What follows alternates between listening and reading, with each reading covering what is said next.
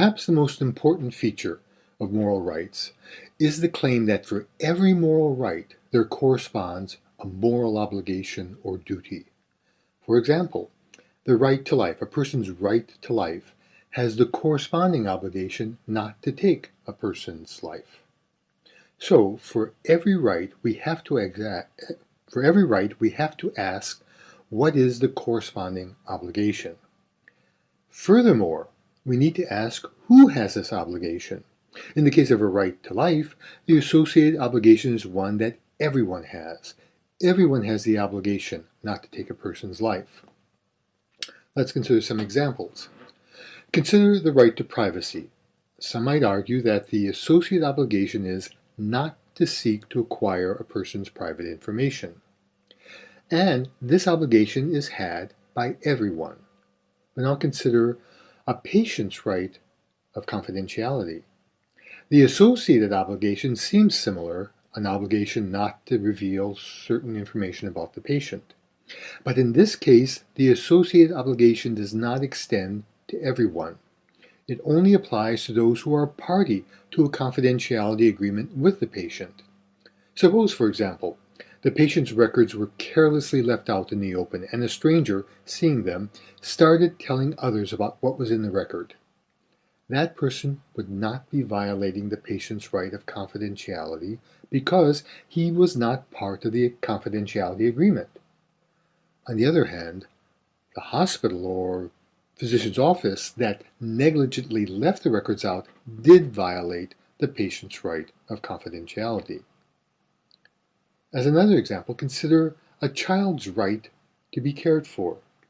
The associated obligation is to provide the child with adequate food, shelter, clothing, etc. This is an obligation that does not apply to everyone. It applies only to the child's parents or guardians. Consider, as another example, a person's right to an education.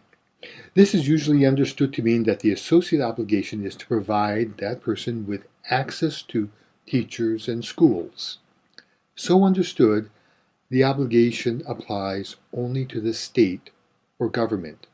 It is the state's obligation to provide education. It is not the obligation of any particular person. Finally, consider a person's right to health care.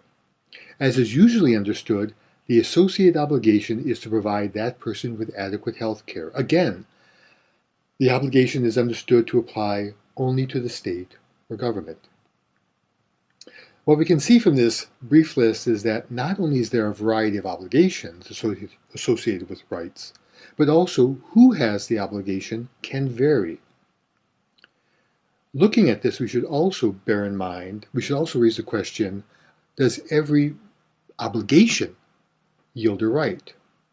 Every right yields an obligation, but does every obligation yield a right? The answer would seem to be no. Not every obligation has an associated right.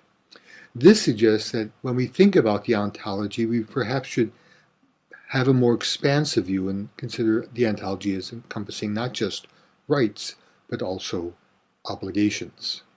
Another important feature of moral rights is that they can be divided into positive and negative rights. A negative right is one whose associated obligation is not to do something. A positive right is one whose associated obligation is to do something. For example, a person's right to travel is usually understood as a negative right. The associated obligation is not to interfere with a person's efforts to travel. If the right to travel were understood as a positive right, the associated obligation would be to enable a person to travel. If we look at the list of rights we just discussed, we can see that a right to privacy and a right to confidentiality are negative rights. On the other hand, the child's right to be cared for, a person's right to an education, and a person's right to health care are positive rights. As this list shows, positive rights are more demanding than negative rights, and so it is easier to determine whether a negative right has been violated. For example, if the right to health care were a negative right, then it would be easily satisfied by not interfering with people's efforts to get health care. But if it's understood as a positive right, then we face issues such as how much health care is to be provided and how. Another contrast we can draw is between moral rights that are contingent upon certain institutions existing and moral rights that have no such contingency. For example, a right to a trial by one's peers depends upon there being a certain set of legal institutions in which such a trial could take place. Or consider a right to vote. Plainly, such a right depends upon there being a certain type of political institution in place. If citizens in a democracy were denied being able to vote, that would constitute, apparently, a violation of their right to vote. But if the government were a monarchy, there would be no violation of the right to vote, since no such right exists in that situation. Of course, even though a monarchy doesn't violate a right to vote, it might well violate other rights. In contrast, a right to life or a right to self-determination does not depend upon the existence of any particular institutions. Even in a state of nature, one might claim to have such rights. When we examine the various proposed moral rights, we should note that they do not seem to be entirely independent of each other. For example, a right to self-defense seems related to a right to life. Indeed, it's plausible to claim that a right to self-defense is derived from a more basic right to life. In a similar vein, one might claim that the right to privacy is derived from the right to property, and that the various rights of freedom, freedom of travel, freedom of speech, freedom to create a family, etc., all derive in one way or another from the right of self-determination. This has led some to identify a class of moral rights that could be called basic. This can be useful if there is a dispute over when something is a moral right. If it can be derived from a generally accepted basic moral right, then the matter is settled.